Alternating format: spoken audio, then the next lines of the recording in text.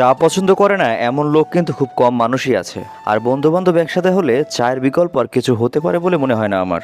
কিছুদিন আগে এক ভাইয়ের ভিডিওতে দেখেছিলাম আমাদের এলাকার পাশে জয়শ্রীতে নাকি কুষ্টিয়ার বিখ্যাত পোড়া রুটি আর চা পাওয়া যাচ্ছে। চায়ের সাথে পোড়া রুটি বেশ মজার একটা কম্বিনেশন হতে পারে, তাই ভাবলাম একবার ট্রাই করা যেতেই পারে। তাই চারজন মিলেই রওনা দিয়ে দিলাম।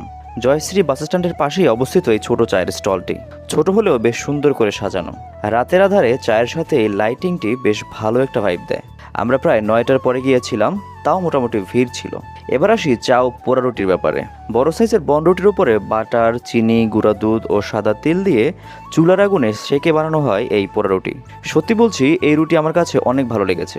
বাইরেটা ক্রিস্পি ও ভেতরটা বেশ সফট। আমার শুধু রুটি খেতেও বেশ ভালো লেগেছে। এবং মালাই চা বানানো হয় কনডেন্স মিল্ক, গরুর দুধ, লিকার ও দুধের স্বরের মিক্স ঘটিয়ে।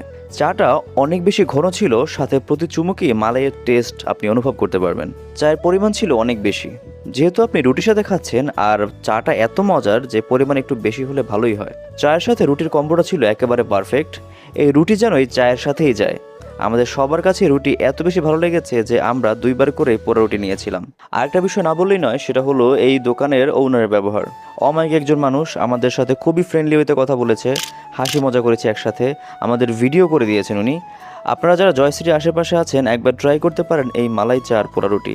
আমার কাছে যেমন ভালো লেগেছে আপনাদের কাছেও ভালো লাগবে, এটুকু আমি নিশ্চিত। আজ আর নয়, ভালো থাকবেন সবাই। দেখা হচ্ছে পরের কোনো ভিডিওতে নতুন কোনো খাবারের সন্ধান নিয়ে। আল্লাহ হাফেজ।